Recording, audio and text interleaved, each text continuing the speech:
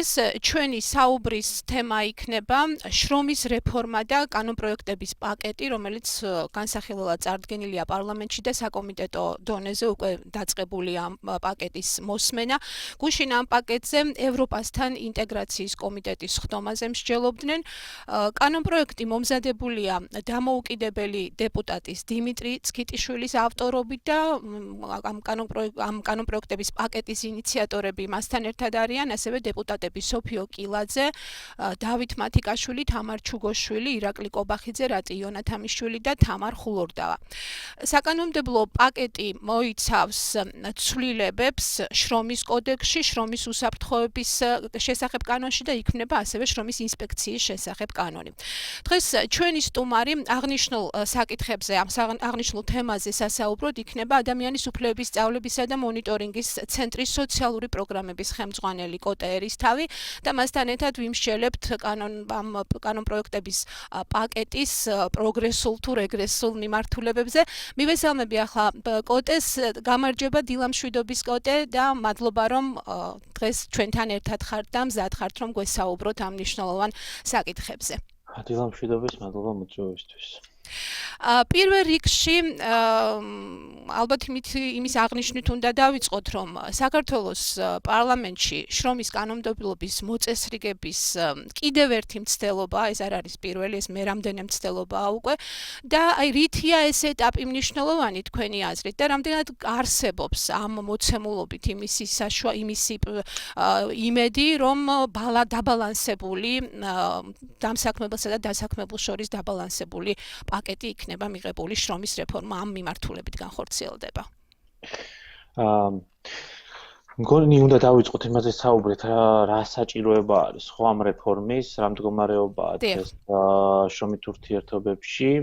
დღეს სამწუხაროდ ისე ხდება, რომ პარლამენტში კომიტეტებში განხილვის დროს გვიწევს იმის მტკიცება, რომ შრომელები მძიმე მდგომარეობაში არიან და ბიზნესის წარმომადგენლები თუ ცალკეული პარლამენტარები იმასაც ამტკიცებენ, რომ თუნდაც ყველაფერი კარგად არის და ყველაფერი დინამიკაში უმჯობესდება, მაშინ როდესაც რეალურად ყოველდღიურობაში იმ ორგანიზაციებს აქტივისტებს ჩართულები ვართ ამ სფეროში ვხედავთ, რომ მართლაც უსაწყროდ ღირსების შემლახავ, საფრთხის შემცველ გარემოში უწევს ძალიან ბევრ ადამიანს მუშაობა. ეს ვიცოდით წლების განმავლობაში კოვიდამდეც და კოვიდმა კიდევ ერთხელ კოვიდით გამოწვეულმა სიტუაციამ კიდევ ერთხელ დაგვანახა ეს მძიმე მდგომარეობა, ხო, შრომელების. ანუ ჩვენ ვიცით რა მძიმე მდგომარეობა ინდუსტრიულ ქალაქებში, შახშან იყო მაგალითად კაფიცო ჭიათურაში და ადამიანები მაღაროელები, რომლებიც მუშაობენ 15 დღის ან 15 ღამის ცვლებში, 15 დღიან ცვლებში, ხო, ზედიზედ 12 საათიან ცვლებში ფაქტობრივად შესვენების გარეშე და გამოკეტილები იყვნენ სანატორიუმში, ითხოვდნენ ელემენტარულად საკვების, ვადაგასული საკვების მაგივრად ნორმალური საკვების შემოტანას, ითხოვდნენ რაღაც ელემენტარულ შრომით პირობებს. ჩვენ ვიცით რა მდგომარეობაა ტყიბულში, დღეს ახლა რო ვსაუბრობთ, შეიძლება რომ ეს ფიზიკურის მეშახტეები გადიოდნენ ზუსტად აი ამ სავენტილაციო გვირაბს, რომელსაც აიძულებს დამსაქმებელი რომ გაიარონ, ეს არის სავენტილაციო გვირაბი, ხო? თვითონ სიტყვიდან გამომდინარე, ეს არ არის ადამიანებისთვის გათვლილი, ეს არის გვირაბი, სადაც უნდა იმოძრაოს ხუთავმა აირებმა, ხო და ყოველწუთიერად მეშახტეები შეიძლება ზუსტად მოიწამლონ და მოიწამლენ კიდევაც 1-2 თვის წინ ეს გააპროტესტეს, მაგრამ სამწუხაროდ ისე მოხდა, რომ მაინც მოუწიათ შებრუნება ყოველგვარი შედეგების გარეშე. ძალიან მძიმე მდგომარეობაა ტყიბულში შრომითი უსაფრთხოების კუთხით, ზოგადად შრომის უსაფრთხოება რამხელა პრობლემაა ვიცით და არ გადის ერთი კვირა, რომ არ გავიგოთ კიდევ ერთი ტრაგიკული შემთხვევის შესახებ, ხო, 10 დღის წინ ცედზე 3 მუშა დაიღუპა. ჩვენ ბოლო 10 წლის განმავლობაში 1300 ადამიანამდე დაშავდა, 400 ადამიანამდე გარდაიცვალა და ამ პრობლემას სამწუხაროდ ჯერჯერობით ვერ ვუვლით. ძალიან ბევრი ადამიანი სამწუხაროდ ისევ საფრთხის შემცველ გარემოში მუშაობს და ყოველდღიურად სიკვდილზე მიდის, პირდაპირ ვთქვათ.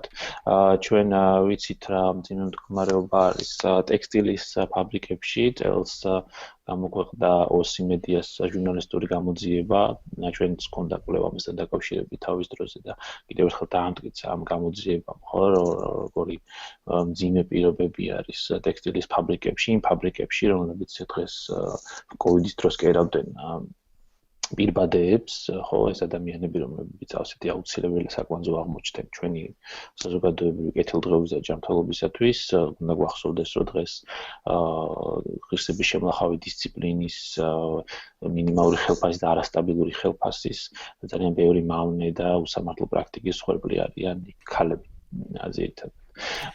სუპერმარკეტების ქსელებში არსებული მდგომარეობა და სუპერმარკეტების კონსულტანტების მძიმე მდგომარეობა, როდესაც უწევთ მუშაობა შესვენების და დასვენების გარეშე არანორმირებული სამუშაო საათებით, ზეგანაკვეთურის ანაზღაურების გარეშე, ხო, როდესაც ისინი ითავსებენ კონსულტანტის, დაცვის, ტვირთავის ფუნქციებს, ხო, ვიცით, რომ ეს დაცვა და ყველაფერზე ზოგავს სუპერმარკეტების ქსელები, როგორც წესი ხარჯებს, მაგალითად იგივე დაცვაზე და დაცვის ფუნქციას ფაქტობრივად უთავსებს კონსულტანტს, როდესაც აჯარიმებს თუ რამე მოიპარავენ. ხო, ანუ ხამის საათებში მომუშავე კონსულტანტები იძულებულები არიან თვითონ გაუმკლავდნენ აგრესიულ კლიენტებს, მათ შორის, ხო და გაუფრთხილდნენ ქონებას, რომელიც სუპერმარკეტში არის, იმიტომ რომ დაზოგოს პული სუპერმარკეტმა და ვნახეთ კიდევაც ერთ-ერთ სუპერმარკეტში, როგორ დაიღუპა დაიღუპა კონსულტანტი და დაშავდა მეორე შემთხვევაში. ხო, ეს არის რაღაცა მცირე ჩამონათვალი, რაც ხდებოდა კოვიდამდე. კოვიდის დროს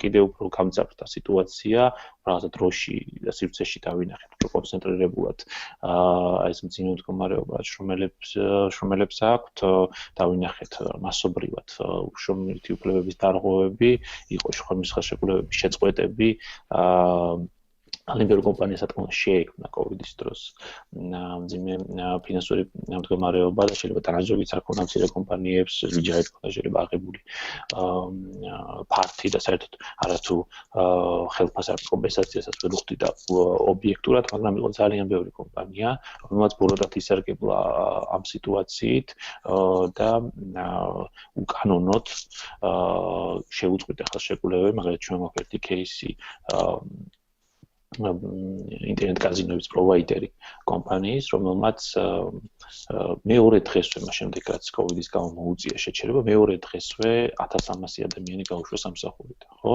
ანუ ესეთ კომპანიებს უნდა უწევდეთ დაამტკიცონ ეს, რომ ისეთი ფინანსური პრობლემები შეექმნათ, რომ ვერ ისტუმრებენ მათ ვალდებულებებს დასაქმებულების წინაშე, არ უბრალოდ ის, რომ რაღაც სამუშაო შეასრულეს და შეაჩერეს და რაღაცა აღარ ელოდებიან იმ შემოსავალს, ამას ელოდებოდნენ და რაღაც ბიზნეს გეგმა შეეცვალათ, ეს არ არის წინაპირობა, იმიტომ რომ ხელშეკრულება დაიწყო. კეთილი, ანუ ეს არის ფონი, რაც ახლა თქვენ აღწერეთ და რაც ფონი ძალიან მნიშვნელოვანია, იმიტომ რომ ხანდახან ისეთი სურათი იხატება, რომ თითქოს ყველაფერი კარგად არის და ყველა ვიგონებთ რეგულაციებს, რომელიც ისევ დასაქმებულების სიტუაციას გააუარესებს, მაშინ როდესაც მართლაც ამაზე უარესი მდგომარეობა, რაც დღესაც დასაქმებულებს აქვთ, თულად არის წარმოსადგენი და ცოტა შეიძლება წარმოვიდგინოთ და დრო აღარ ის. დიახ, და ესე კი ძირითადად ბაზისურ მაინც აი ასეთ ფონზეც და ასეთ ვითარებაშიც თქვენ აი ძირითადად კანონპროექტის შემფასებლები ამბობენ, რომ მხოლოდ ბაზისური გარანტიების ადამიანის შრომის უფლებების დაცვის მხოლოდ ბაზისურ გარანტიებზეა ლაპარაკი აღნიშნულ პაკეტში, ვიდრე უშუალოდ გადავიდოდეთ კონკრეტულად რა ბაზისურ საფუძვლებს გულისხმობთ თქვენ, მსმენელი გყავს და ჯერ მსმენელს მოусმინოთ და თუ შეიძლება შემდეგ ერთად რომ ვუპასუხოთ. დილა მშვიდობის გისმენთ? გამარჯობა, ქალბატონ ნინო, მიესალმებით თქვენ სტუმარს და სახელი რა ქვია თქვენ სტუმარს რომ იმართოთ. კოტე ერისთავი. დიახ. გამარჯობა ბატონო კოტე.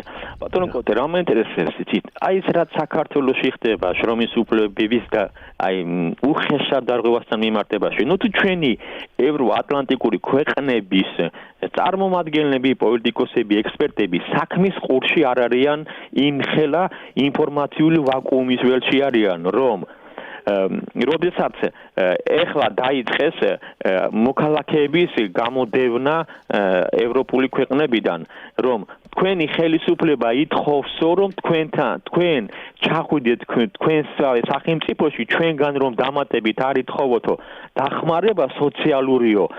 იმიტომ რომ ანალოგიური სიტუაცია არის თქვენ სახელმწიფოში. აი ავსტრიიდან ჩამოვიდნენ. ჩემი ნაცნობი ჩამოვიდა გერმანიიდან, ზუსტად მაგ საფუძველზე ცოლთან, შვილთან ერთად წავიდა. მიუხედავად იმისა, რომ არა ქართველია. მე ვერ დავუმტკიცებულა, არა ქართველია ვარ, იმიტომ რომ შენო პასპორტშიო გიწერიაო ქართველი ხარო.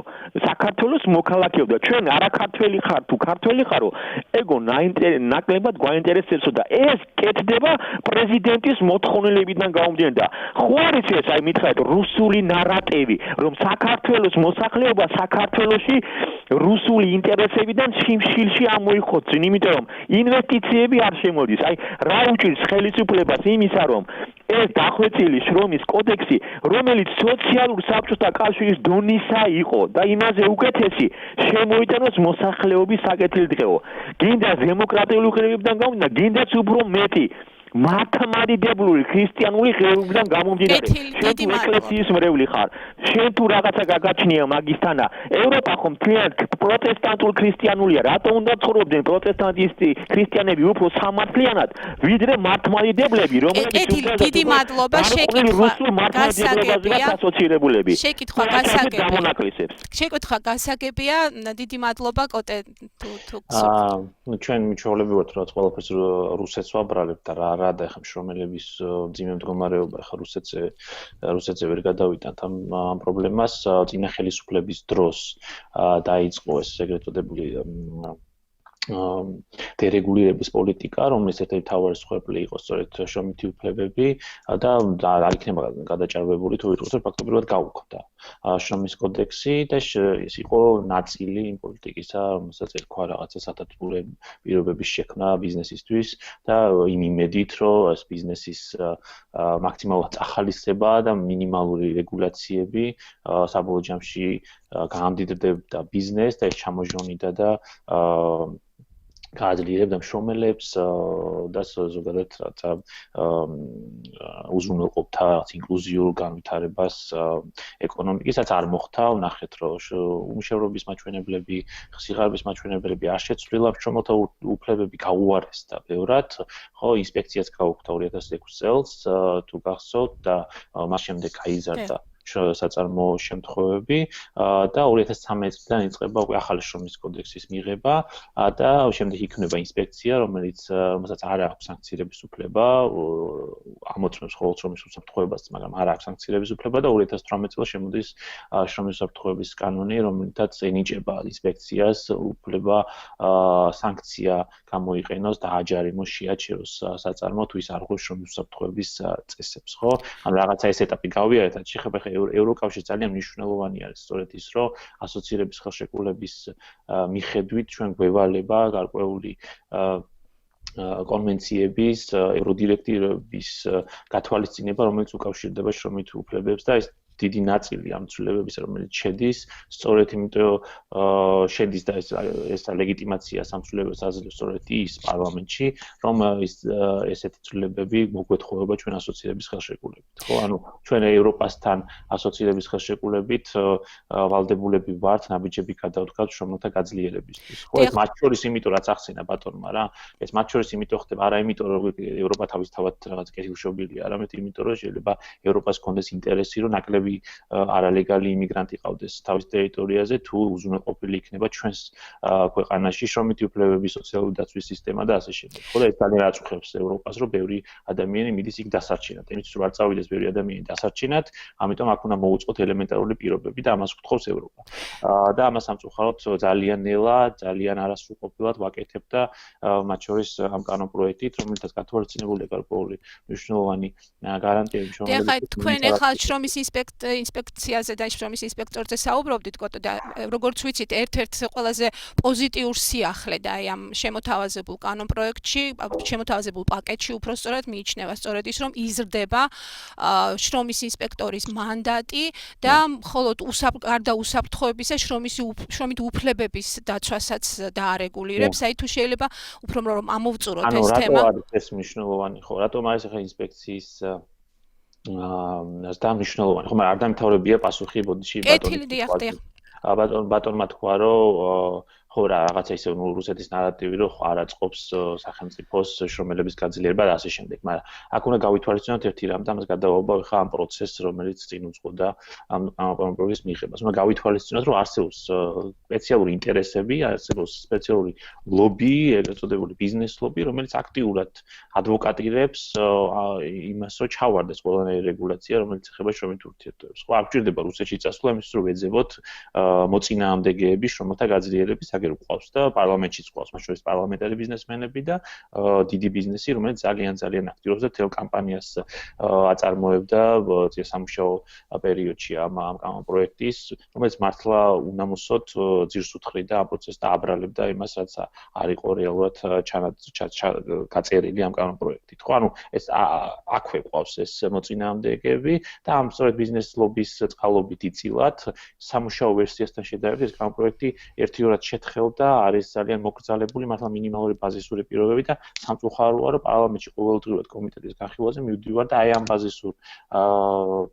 ბაზისური ჩაწერების დაცვა გვიწევს, არათუ რაღაცა იმის მოთხოვნა, რაც მართლა უნდა ეწეროს აქ და რაც მართლა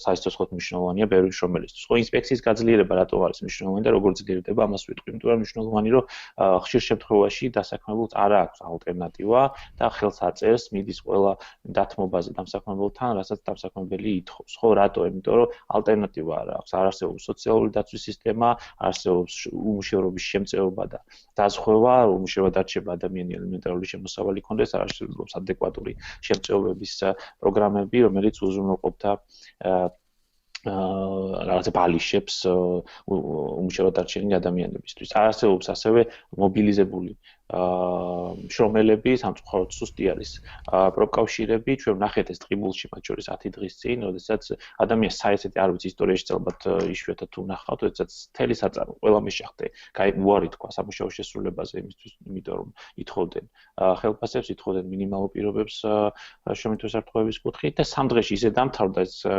გაფიცვა ბჭყალებში, რომელიც ისე დამთავრდა, რომ ფაქტობრივად ვერაფერი ვერ მიიღეს შედეგი და უკან დაბრუნდნენ. ხო, ანუ ესეთი ფაქტი რომ ამ ხელა გაფიცვა წამოიწყო და შემდეგ უკვე შედეგის გარეშე 3 დღეში დაბრუნდეს, ნიშნავს როგორი დაუცველი სუსტი ხარ მობილიზების მხრივ და ეს იმიტომ ხდება, რომ ალტერნატივა არ აქვს ხალხს, ხო?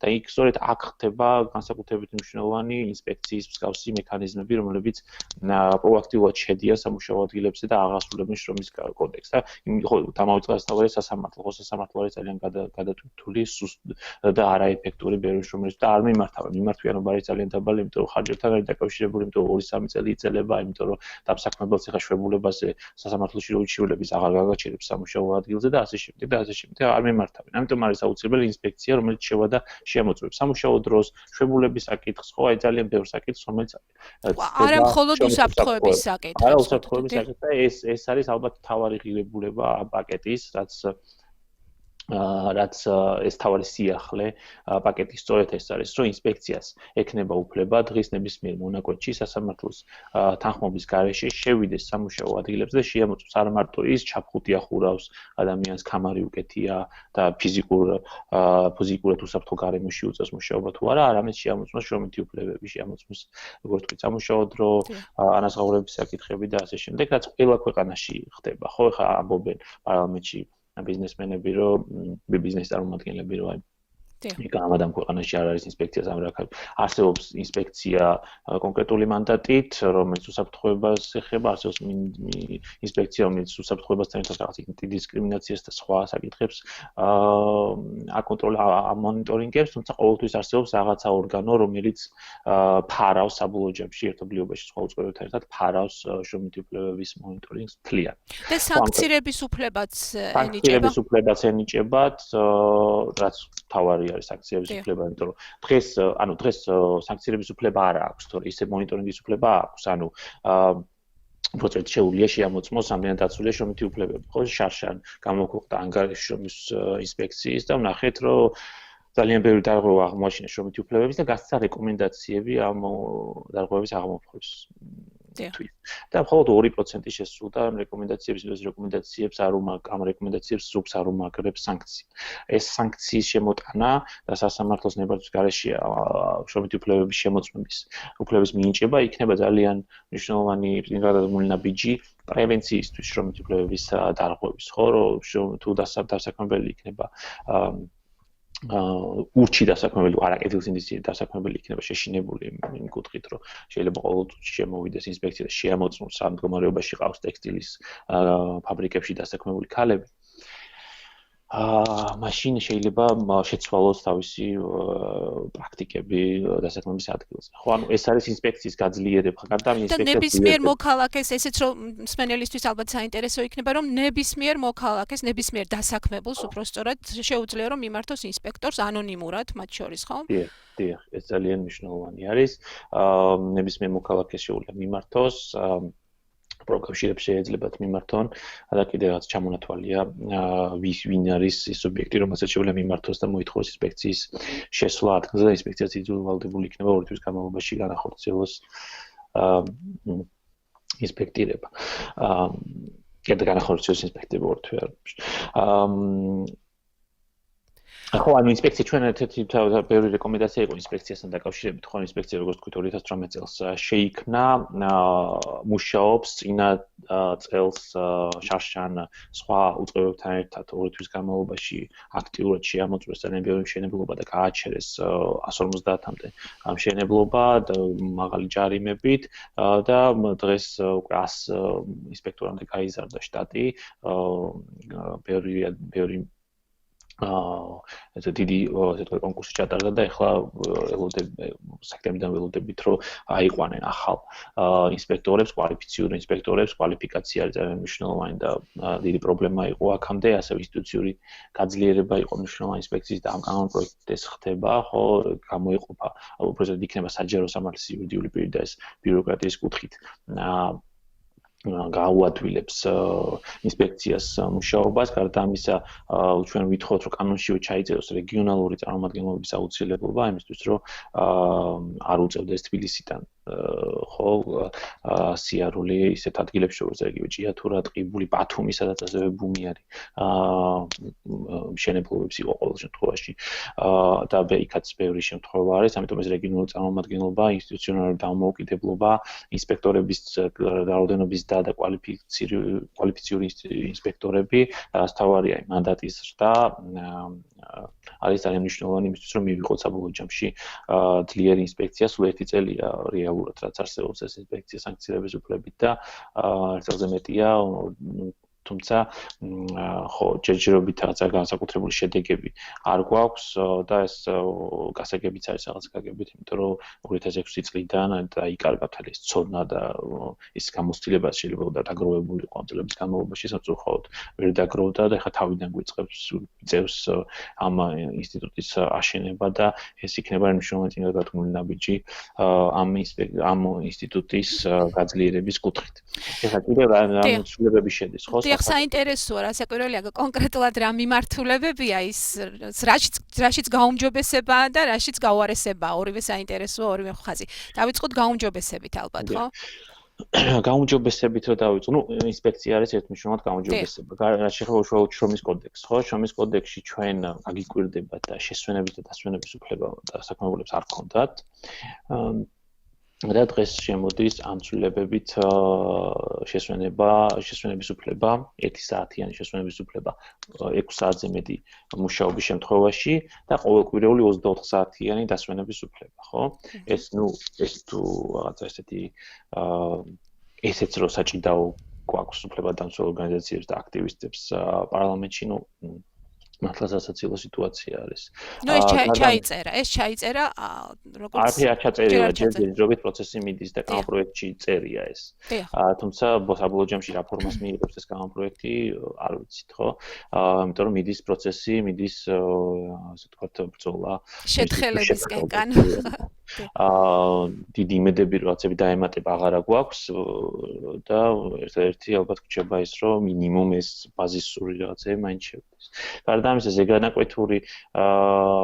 ზეგანაკვეთის ანაზღაურების საკითხი. აქამდე კანონპროექტში, ბოდიში კანონში წერია რომ ზეგანაკვეთური უნდა ანაზღაურდეს გაზრდილი ტარიფით, ხო? თუ გაქვს 100 ლარი, უნდა მიიღო 100 ლარზე მეტი ზეგანაკვეთურის მუშაობის დროს. თუმცა ვინაიდან არ იყო გაწერილი თუ რას ნიშნავდა ეს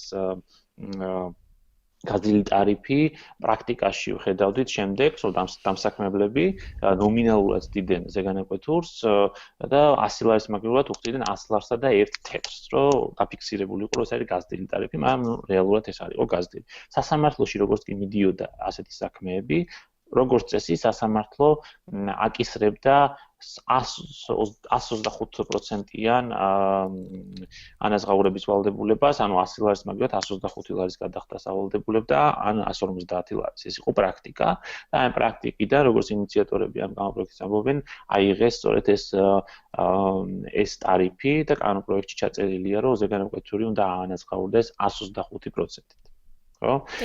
ანუ დღეს ეს რო სასამართლოში რო წავიდეს ყველა და დასაქმებულებსაც არ უხდიან 125 ლარს და უხდიან 100 ლარს და 1 თეთრს, ის აუცილებლად აიღებს 125 ლარს. ეხლა რაც ამბობს ბიზნეს ასოციაცია, ერთ-ერთი თავარი არგუმენტი აქვს ეს შორის, რომ აი დავთვალეთო ჩვენო და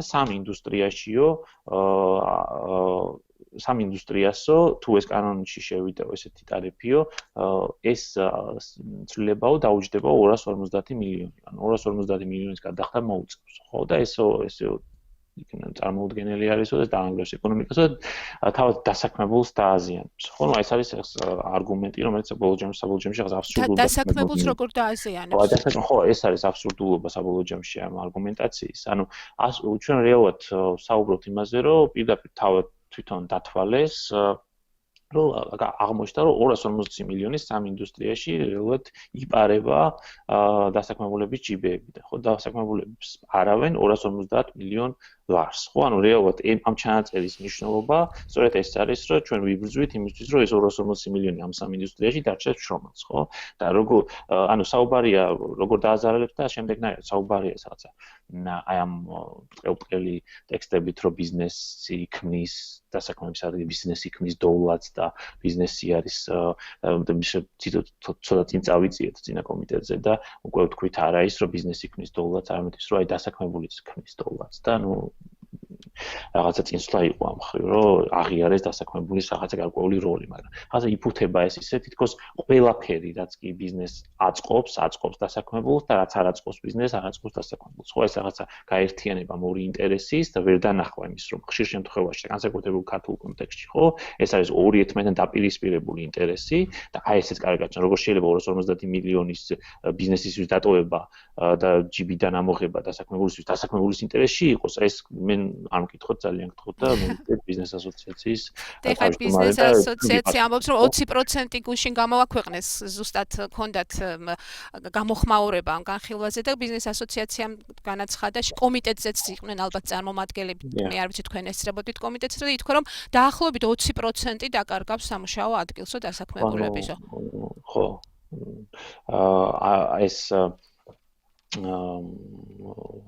გაუგებარ კვლევებს და გაუგებარ არგუმენტებს ეფუძნება და ამიტომ თქო წარმოადგინონ ასეთი გათვლები და ასეთი ანგარიშები, იმიტომ რომ გაუგებარია ეს ბაზისური ცვლილებები, როგორ შეიძლება იყოს ასეთი არგუმენტაციის საბაბი, ხო? ანუ ზეგანაკვეთურის ზეგანაკვეთურზე ვსაუბრობ, ზეგანაკვეთურის ანაზღაურება შემოდის გაზრდილი ტარიფით. ეს პოზიტიური, დიახ. პოზიტიური და გარდა ამისა, აღრიცხვის ვალდებულება ექნება დამსაქმებელს, ხო, დამსაქმებელი ექნება ვალდებული აღრიცხვის სამუშაო დრო, ამიტომ ინსპექცია როცა შევა სამუშაო ადგილზე და შეამოწმეს ზეგანაკვეთურს, ექნება შესაძლებლობა რომ მოთხოვოს დამსაქმებელს აღრიცხული სამუშაო დროები და ესეც მნიშვნელოვანია. თუმცა აქ გასათვალისწინებელია ერთი რამ და თან რაღაცნაირად შემოვიყვან კრიტიკასაც, ხო? ამ ზეგანაკვეთურზე როცა ვაპარაკობ და უშინაც ახსენებდა პირდაპირ ბიზნესი, რომ ეს ჩვენ ხარჯს გაგვიზრდისო და მე ვეცდებითო, რომ ეს ხარჯი სადღაც რაღაცით ავინაზღაუროთ. და ამის სივრცე რჩება. ბევრ შემთხვევაში დარჩება დამსაქმებელს თუ მინიმალურ ხელფასს არ დავადგენ. სამწუხაროდ კანონპროექტში ეწერა მინიმალურ ხელფასზე დათქმა, რომ 2022 წლამდე უნდა შემოსულიყო მინიმალურ ხელფასის შესახებ კანონი, მიღებულიყო და სამწუხაროდ ეს დათქმა ამოღებული.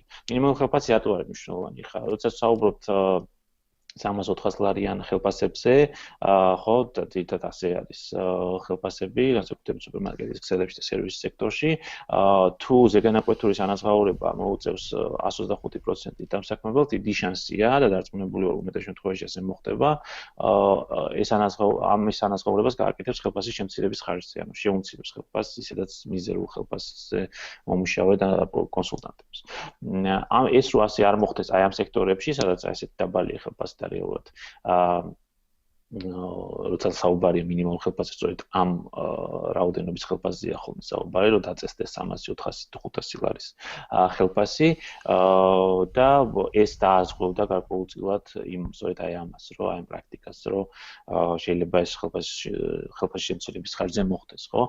თან გასათვალისწინებელია ეს, რომ არსებობს ამასთან დაკავშირებით ბევრი კვლევა, რომ ეს თუ არ დაანგრევს ეკონომიკას, არამედ ეკონომიკის შეიძლება ბიძგიც იყოს მინიმალური ხელფასი, იმიტომ რომ სტიმულურიანობა გაიზრდება ადამიანების საბოლოოდ ნაწარმი იმპორტირებული თუ ადგილობრივად წარმოებული ვიღაცამ უნდა იყიდოს და ისე მშრომელები ყიდულობენ ამ ნაწარმს და ამიტომ რაღაც ელემენტარული ხარჯების გაჩენა, უბრალოდ ელემენტარული რაღაც რესურსების გაჩენა დასაქმებულებისთვის შეიძლება ბიძგიც იყოს ეკონომიკისთვის, გარდა ამისა მინიმალური ხელფასი არის მინიმალურ ხელფასს აქვს ძალიან დიდი დემოკრატიული ლეგიტიმაცია და EBRD-ის ფონდმა ჩაატარა ცოტა ხნის წინ კვლევა და ადეკვატურ მინიმალურ ხელფასზე ვლაპარაკობთ, ხო მინიმალურ ხელფასი არსებობს, ხო 20 ლარი არის და ამას არ ვახსენებ, ხო საერთოდ. ადეკვატური მინიმალური ხელფასი მხარდაჭერი არის 75-80% აღარ მახსოვს საქართველოს მოსახლეობის. ანუ ეკონომიკური რაციონალიც აქვს და ბევრი არგუმენტი არსებობს და აბსოლუტური ლეგიტიმაცია. ამასთან დაკავშირებით მნიშვნელოვანია მათ შორის რომ ამოქმედეს იგივე ზეგანაკვეთურის ჩანაწერი. ამასთან დაკავშირებით მინდა ჩაგეკითხოთ კოტე, მე როგორც ვიცი, კანონპროექტში წერია ამ ეტაპზე ამ დღეისთვის არ ჩაიწერა მინიმალური ხელფასი, მაგრამ ვადები განისაზღვრა, რომ 2022 წლიდან თუ არ ვცდები, აი რატომ თქვათ რა იყო არგუმენტი იმისა, რომ არა ეხლა, არამედ რამდენიმე წლის მერე? იცით რომ ანუ ბატონი დიმიტრი, ვინც არის ინიციატორი ამ კანონპროექტის და ბევრი იბრძოლა ერთი წლის განმავლობაში, როგორც კანონპროექტის შემოსულიყო დღეს, თუმცა ამ პერიოდის განმავლობაში ცხადია, რომ ბევრ კომპრომისზე მოუწია წასვლა ბიზნესთან. პირველ რიგში და არა მშრომელებთან, ხო? რატო? იმიტომ რომ ძალიან ძლიერია ბიზნესი, რატო? იმიტომ რომ მშრომელები არ არიან მობილიზებულები, სამწუხაროდ და არ უმაგრებენ ზურგს ამ პროცესს, ხო? ვერ უმაგრებენ ზურგს იმ შემთხვევაში ამ პროცესს და არის დარჩენილი რაღაცა 1-2 პარლამენტარის და ევროკავშირის დირექტივების ამარა ეს პროცესი, ხო? ეს არის თავარი ტრაგედია ალბათ ამ ყველაფრის და ბევრ დასაქმებულს, ბევრ აქტივისტს აქვს სამართლიანი და ლეგიტიმური პრეტენზია მასთან დაკავშირებით, რომ ესეთი კანონპროექტები საერთოდ არ უნდა იწერებოდეს პარლამენტში, ეს უნდა მოდიოდეს ქვემოდან მშრომელების ორგანიზაციების მხრიდან, იქიდან გამომდინარე, რომ საბოლოო ჯამში ამას არაფერი არ უმყარებს ზურგს ესეთ ცვლილებებს, ხო, ხვალ ახალი ხელისუფლება მოვა და ისევ დაჩეხავს შრომის კოდექსს და არაფერი არ იქნება, რაც ასე წინაღობას წარმოადგენს ასეთი ცვლილებებისთვის. ხო, ეს უნდა იყოს მობილიზებული მშრომელი, მობილიზებული ორგანიზაციები, რომლებიც დაიცავენ კბილებით ასეთ კოდექსს და ასეთ ჩანაწერებს. საბჭოთა ესე არ არის და ამიტომ პარლამენტარები, როგორც არის ბატონი დიმიტრი ცქიტიშვილი, უწევს ბევრ კომპრომისზე წასვლა, ხო? და ეს ამ კომპრომისის შედეგია ზუსტად ის ფაქტი, რომ ძალიან დაიჩეხა, ძალიან შემცირდა და მინიმუმამდე დავიდა ეს კანონპროექტი და მინიმალური ხელფასის ნაწილშიც ამოდის ჩანაწერი მინიმალურ ხელფასთან დაკავშირებით 2022 წლამდეც აღარ არის ეს დათქმა გაკეთებული და საერთოდ აღარ არის დათქმა გაკეთებული და დარეგისტრირებული არის უკვე მინიმალურ ხელფასის შესახებ კანონი, მაგრამ როგორც ჩანს, იქიდან გამომდინარე, ეს ჩანაწერიც ამოაქვთ კანონპროექტიდან, საერთოდ არ აპირებენ ამ კანონპროექტის სერიოზულად განხილვას და ამიტომ გულისხმობ მინიმალურ ხელფასის კანონპროექტს, ამიტომ მინიმალურ ხელფასი როგორც ჩანს დიდი ხანი არ გვემუქრება, უბრალოდ არ ემუქრება ბიზნესს, ხო? ეს რაც შეეხება მინიმალურ ხელფასს, რომელიც განაკვეთურის ანაზღაურებული ტარიფის საკითხს ნაწილობრივ აცლის ძალას. გარდა ამისა, მნიშვნელოვანი ცვლილებები, რაც არის სპეციფიკური სამუშაოების გაუქმება. ნორმირებული ხარისხის მნიშვნელოვანია ძალიან. ნორმირებული სამუშაო დრო ნიშნავს, რომ როგორც წესი, უმეტეს შემთხვევაში უნდა იყოს გარკვეული სამუშაო დრო დადგენილი სამუშაო ადგილებზე. ხა არის 40 საათი, ხო? მოქმედი კოდექსით 40 საათი არის ნორმირებული სამუშაო დრო და მხოლოდ გამონაკლის შემთხვევებში შეიძლება იყოს 58 საათი. ხო და ამის შემდეგ აითვლება ზეგანაკვეთური სამუშაო. მაგრამ ეს გამონაკლისის შემთხვევები, ეგრეთ წოდებული სპეციფიკური სამუშაო ადგილები, რომელიც მე დადგენილებით არის განსაზღვრული, სია არის, ხო, ეს არის ფაქტობრივად ყოვლის მომცველი სია. ანუ აზრს კარგავს ეს 40 საათიანი ჩანაწერი და ყველაფერი იგულისხმება სპეციფიკურ სამუშაო ადგილებში. ეხლა ამ ცვლილებით უქმდება სპეციფიკური სამუშაოების ჩამონათვალი და ევალება მთავრობას, რომ სოციალურ პარტნიორებთან ერთად შეიმუშაოს ახალი სია სპეციფიკური სამუშაოებისა. სამწუხარო ის არის, რომ აქ არ არის კანონპროექტში ჩადებული პრინციპი, რომელთაც უნდა იხელმძღვანელოს მთავრობა და შეიძლება დიდი შანსია, რომ ისევ ისეთი დიდი და უსაბუთებლად ყოვლის მომცველი სია წარმოადგინოს. ამიტომ ერთის მხრივ ეს მისასალმებელია, რომ იმედი ჩდება, რომ მართლაც გამონაკლის შემთხვევებს გაითვალისწინოს სპეციფიკური სამუშაოს ცნება, თუმცა არ რჩება მაინც შესაძლებლობა, რომ იქ გავითვალისწინოთ მაგალითად სუპერმარკეტები. სუპერმარკეტში რატო უნდა იყოს 48 საათიანი ზეგანაკვეთური ბოდიში ნორმირებული სამუშაო დრო, არავინ არ იცის. ხო, ეს უნდა იხებოდეს მხოლოდ ისეთ სამუშაოებს, რომელიც უწყვეტობასთან არის დაკავშირებული, ადამიანის სიცოცხლეს და ჯანმრთელობას ეხება და ასე შემდეგ. ხო, ეხლა ქირურგი, რომელიც მუშაობს, შეიძლება ვერ შეძლოს ოპერაციის, არ უნდა შეწყვიტოს ოპერაციის კეთება და სიტუაციონალურად, ხო?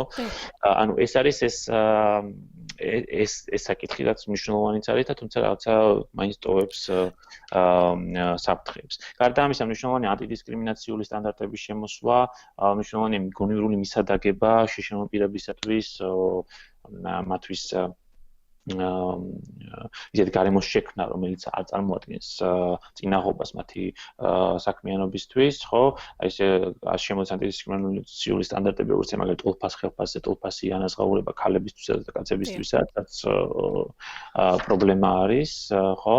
გარდა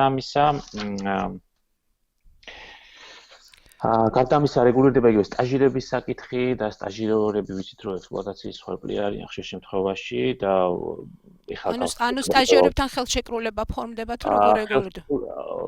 ანუ სტაჟიორებზე გავრცელდება თითქმის ყველა ის უფლება, რომ დასაქმებულებზე ვრცელდება 6 თვემდე ანაზღაურების გარეშე სტაჟიორი არის მაქსიმუმი, რაც შეიძლება სტაჟიორად ამუშავა ადამიანი დამსაქმებელმა. ამის შემდეგ ხელშეკრულება უნდა დადო და ერთ წლამდე ანაზღაურებადი სტაჟიორება არის ლიმიტი, ანუ ანაზღაურებადი სტაჟიორი შეიძლება გყავდეს მხოლოდ 1 წლის განმავლობაში, ხო? და ანუ განისაზღვრება ღამით მუშაობის 8 საათიანი ლიმიტი, თუმცა სამწუხაროდ არ შემოდის ღამით მუშაობაზე გაზრდილი ტარიფით ანაზღაურება, შემოდის არასრული სამუშაო დროის ცნება და სხვა მიმართულებით არის ხელშესახები ცვლილებები, თუმცა არის საკითხები, რომელიც რჩება პრობლემად და თქვენის ნებართვით გადავალ ამ საკითხებზე. დიახ, ეს მნიშვნელოვანია და საინტერესოა. პირველი ალბათ არის ზეგანაკვეთურის ჭერი, რომ არ არსებობს, ხომ? ზეგანაკვეთურის ჭერი არ არსებობს, არ შემოდის, ეს იყო კანონპროექტის პირველ ვერსიაში, იყო 48 საათიანი ჭერი, ასევე შემოდიოდა ბუნებრივი ჭერი, ეგრეთ წოდებული 66 საათიანი, იქიდან გამომდინარე, რომ ცვლების მიხედვით ცვლაზე იდებოდა ლიმიტი, ანუ არ შეიძლება ყოფილიყო 12 საათიან ცვლაზე მეტი, ეხლა ეს ლიმიტი აღარ არის, შეიძლება არსებობდეს 20 საათიანი ცვლაც და იყო კიდევ ერთი კანონპროექტი ბექანაციშვილის დაინიცირებული, მეტროს პროკავშირების და სხვა პროკავშირების მიერ მომზადებული, რომელშიც ასევე იყო გათვალისწინებული და სამუშაო დროს ეწონებოდა ეს კანონპროექტი და იქაც იყო გათვალისწინებული ზეგანაკვეთურის ჭერი იყო 60 საათი, ხო? ეს არის დიდი ჩავარდნა და დიდი პრობლემა ამ კანონპროექტის, იქიდან გამომდინარე, რომ დასაქმებულებს ანუ ჭერს როცა ლაპარაკობთ, მთელი კვირის განმავლობაში 60 საათი, ან თუ არა, ეხლა არანაირი ჭერი არ შემოდის. არანაირი ჭერი, ისევ 75-80 საათი შეიძლება იმუშაოს დასაქმებულმა და ამ შემთხვევაში არანაირი სამწუხაროდ არანაირი ვთქვათ პაკეტი იმისა რომ დასაქმებელმა არა იძულოს სხვადასხვა ფორმებით ხა პირდაპირ იძულება რა თქმა უნდა აკრძალულია, მაგრამ სხვადასხვა ფორმებით მაინც რჩება სივრცე დამსაქმებელს რომ ამუშაოს 75-80 საათი ადამიანი, რაც ცდება ევროკავშირის სტანდარტებსაც, ცდება გონივრულობასაც და ჯანდაცვის რეკომენდაციებსაც და ასე შემდეგ. 48 საათი არის საერთაშორისო სტანდარტი, თუმცა რიგ შემთხვევებში ჩვენი კონტექსტიდან გამომდინარე ზოგი მშრომელისთვის მიუღებელი იყო 48 საათი გასაგები მიზეზების გამო, იმიტომ რომ შეიძლება ვერ გამოიმუშაო 48 საათში ის ხელფასი, რომელიც აუცილებელია მინიმალური არსებობისთვის, ამიტომ ნაწილმა მშრომელებისა, როგორც ეს მაგალითად მეტროს პროგრამში მოითხოვა 60 საათიანი ჭერი, მაგრამ დღეს რეალურად არანაირი ჭერი არ შემოდის და ხო, როგორც ვთქვით, 70-80 საათი შეიძლება იმუშაოს ადამიანი. გარდა ამისა, პრობლემა არის განაცდურის საკითხი. ეს სიმართლე რომ გითხრათ, ბოლომდე არ გვესმის ვის ინტერესში არის, იქიდან გამომდინარე, რომ დღეს არ არის ჩანად, არ ეკრძალება დასაქმებულს აინაზღაუროს უკანონოდ განთავისუფლების შემთხვევაში 2-3 წლის განაცდური, ხო? თუნდაც დასაქმებული იყოს სხვა სამსახურში, იგივე ხელფასზე, ან უფრო მეტ ხელფასზე, მაინც შეუძლია მოითხოვოს განაცდური. სასამართლო პრაქტიკა ასეთია, რომ ხანდახან ითვალისწინებს იმას, რომ სხვა სამსახურში არის დასაქმებული და ან სხვაობას აძლევს ხელფასთან საერთოდ არ აძლევს, მაგრამ ხშირ შემთხვევაში სასამართლო უნაზღაურებს მაინც განაცდურს. ხო, ეხლა იწერება პირდაპირ კანონში, რომ თუ სხვა სამსახური იშოვა ტოლფასი ხელფასთან ხო, ან ხელფასის სხვაობას, ან საერთოდ ვერ მიიღებს განაცდურს. ხო, ეს პირდაპირ კანონში იწერება, რაც ძალიან ცუდი არის დასაქმებულისთვის არა მხოლოდ კომპენსაციის კუთხით, არამედ უშუალოდ სამუშაო პროცესში დამსაქმებელთან ურთიერთობის კუთხით, იმიტომ რომ დამსაქმებელს არაფერი აღარ ბოჭავს, იმიტომ რომ უკანონოდ განთავისუფლებისთვის დიდი ასე ვთქვათ რისკი აღარ არის, რომ განაცდურს გადაიხდის და დასაქმებული აღარ არის ერთი თამამი დამსაქმებელთან მოლაპარაკებებში, როგორც აქამდე იყო, ამიტომ ეს თლიანად ცვლის დინამიკას სამუშაო პროცესში და ძალიან დიდი პრობლემა არის ამ კანონპროექტის, რომლის ამოღებასაც ვითხოვთ ჩვენს და პროკავშირების და სხვა ორგანიზაციების, ხო? გარდა ამისა, პრობლემა არის აუმწურავი ჩამონათვალის არარსებობა ხელშეკრულების შეწყვეტის საფუძვლებში, ხო, ეხლა ისე რჩება საფუძვლად სხვა ობიექტური გარემოება, ესე ქვია, ხო? დამსაქმებელს აქვს უფლება ფართობუნდოვანი ჩანაწერია და შეუძლია გითხრას, რომ ეს სხვა ობიექტური გარემოების გამო და არ დაგისაბუთოს რა ობიექტური. მე კი სასამართლო ამას როგორც წესი ითხოვს, რომ დაასაბუთოს, მაგრამ კიდევ თქვით უკვე, რომ სასამართლოს მიმართვიანობა არაეფექტური არის, გადატვირთული არის, იწელება და ასე შემდეგ, ხარჯებთან არის დაკავშირებული და ასე შემდეგ, ხო? ამიტომ ის არგუმენტი, რომ სასამართლოში მაინც ასე ხდება და განმარტავს სასამართლო, ეს არ არის არგუმენტი, იმიტომ რომ უფრო ადრეულ ეტაპზე არის პრობლემა. გარდა ამისა, მნიშვნელოვანია დეკრეტულ შვებულებაზე ვთქვა ორი სიტყვა, ჩვენი ორგანიზაცია მუშაობდა ამ საკითხზე, წელზე მეტი და ბევრი მიმართულებით დავამუშავეთ ეს საკითხი, ვნახეთ როგორი მნიშვნელოვანი არის ის, რომ დეკრეტულის ანაზღაურება ერთის მხრივ იყოს ადეკვატური და მეორის მხრივ მამობის შვებულება შემოვიდეს, ხოლო დეკრეტული დღეს კერძო სექტორში დასაქმებული ქალები იღებენ 1000 ლარიან ანაზღაურებას, მათ შორის საჯარო სექტორში სრულ ანაზღაურებას იღებენ 6 თვის განმავლობაში. 9 არის უზარმაზარი და მიზანი იყო ნაწილობრივ დაახლოებულიყო კერძო სექტორი და საჯარო სექტორის ანაზღაურებები ერთმანეთთან, გარდა ამისა შემოდიოდა მამობის შვებულება, რაც გულისხმობდა 14 დღიან უშუალოდ მამისთვის განკუთვნილ შვებულებას და ასევე 6 თვიან შვებულებიდან ნაწილობრივ მამისთვის განკუთვნილ შვებულებასაც ერთ.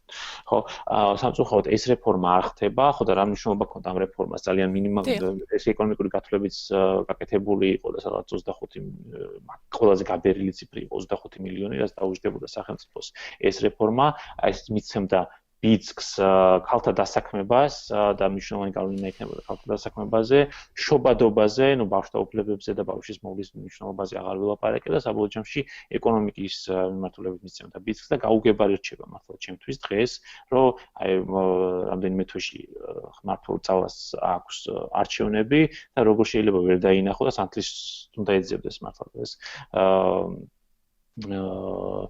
პოლიტიკური ძალა ესეთ რეფორმებს, რომელიც მინიმალური ხარჯებით ამ ხელა შედეგებზე გაგიყვანს და ყველა ტიპის ამომრჩევლის გულს მოიგებ, იქნება ეს ლიბერალი და ლიბერალს დაელაპარაკები გენდერულ თანასწორობაზე, კონსერვატორს დაელაპარაკები შობადობაზე, მიმარცხენეს დაელაპარაკები ქალთა დასაქმების მიმართულებით სახელმწიფოს მნიშვნელობაზე, ხალები როგორც ამომრჩევლები, არ ვიცი, ეს რეფორმა როგორ შეიძლება ართან, რაც თავარია ეს კერძო სექტორი არ იხდის ამას.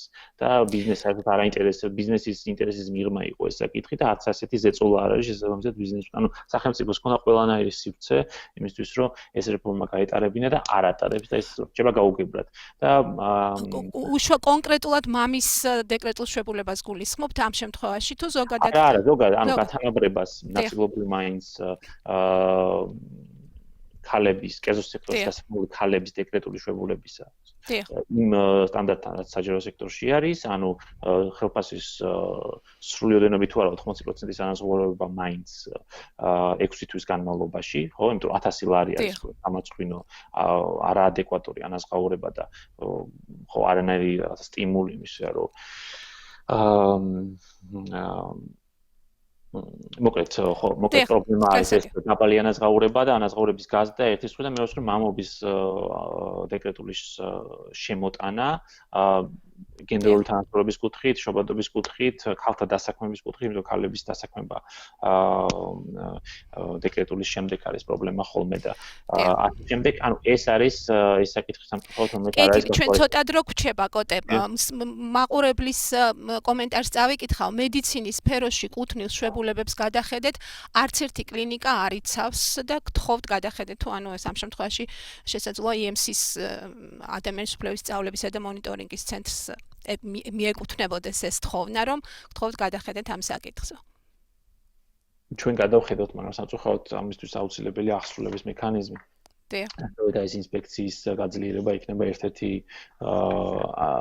ამ მიმართულებით ერთ-ერთი მნიშვნელოვანი ნაბიჯი რომ არასასამართლო და არათავად დასაქმებულები რომლებიც სამწუხაროდ არ არიან მობილიზებული ორგანიზებულები და ძლიერები რომ მოითხოვონ ესეთი ელემენტარული რაღაცა რაც როგორც არის შვებულება ხო ამ შემთხვევაში სწორედ გაძლიერებული ინსპექცია იქნება ერთ-ერთი პასუხი. კეთილი და ჩვენ ძალიან ცოტა დრო დაგვჭა და ახლობით 3 წუთი კოტე და უნდა შევაჯამოთ ასე ვთქვათ. საგაზაფხულო სესია მალე იხურება პრინციპში და როგორ ფიქრობთ ამ საგაზაფხულო სესიის ფარგლებში ესწრება ამ კანონპროექტის განხილვა და რამდენად გაქვთ იმედი რომ პარლამენტი მიიღებს საბოლოო ჯამში ამ პროექტს? პაკეტს. ჩვენ ძალიან დიდი იმედი გვაქვს რომ ის შენიშვნები რაც ჩვენ და ჩვენ პარტნიორ ორგანიზაციებს საკუთარ აქტივისტებს რომელებს აქვთ ამ კანონპროექტის მიმართ გათვალისწინებული იქნება იმედი გვაქვს რომ ის მინიმალური გარანტიები რაც გათვალისწინებული ამ კანონპროექტით შევა ძალაში და იმედი გვაქვს რომ ერთხელ და სამუდამოდ პარლამენტი აიღებს პასუხისმგებლობას და აღარ წავა მეტდათმობაზე ბიზნესთან და შექმნის ელემენტარულად ცივილურ სამუშაო პირობებს დასაქმებულებისთვის თქვენ ახსენეთ ბალანსი დასაწყისში და სამწუხაროდ ამ კანონპროექტით არ დამყარდება ბალანსი დასაქმებულისა და დამსაქმებლის ინტერესებს შორის ისევ უზომოდ დიდი ასიმეტრია იქნება ძალაუფლებრივი დასაქმებულსა და დამსაქმებელებს შორის და ძალიან ბევრი ბრძოლა იქნება წინ იმისთვის რომ რეალური გარანტიები მიიღოს შრომელმა სამუშაო ადგილებზე ამიტომ ჩვენ რაც შეეხება უშუალოდ პროცესს დიდი ხო და რაც შეეხება უშუალოდ პროცესს გონია რომ თუ უშუალოდ სესიაზე არ მოესწრო რაც რიგაიში სესიაზე მაინც ჩაინიშნება და ამ იმედს ვიტოვებთ ყოველ შემთხვევაში თუმცა ასევე გასათვალისწინებელი უნდა მოუწოდოთ იმ პარლამენტარებს რომლებიც წარმოადგენენ სხვილ ბიზნესს და ძალიან ბევრია ასეთი პარლამენტში და კომიტეტშიც ძალიან აქტიურობდნენ ხო მოუწოდეთ ამ პარლამენტარებს რომ გაარჩიონ ბიზნეს ინტერესები და საკუთარი ბიზნეს პერსპექტივა საჯარო ინტერესისგან და პარლამენტში არიან იმისთვის, რომ დაიცვან საჯარო ინტერესი და ამ შემთხვევაში საჯარო ინტერესი მოითხოვს, რომ ელემენტარული ცივილური პირობები შეექმნას მშრომელებს და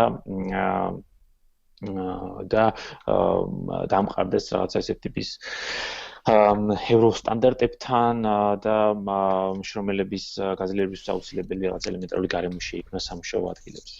კეთილი დიდი მადლობა ჩვენს მაყურებელს და მსმენელს შევახსენებ, რომ დღეს ჩვენ შრომის რეფორმაზე და იმ კანონპროექტების პაკეტზე ვსაუბრობდით, რომელიც ინიცირებულია და განიხილება პარლამენტში ჯერჯერობით კომიტეტების დონეზე.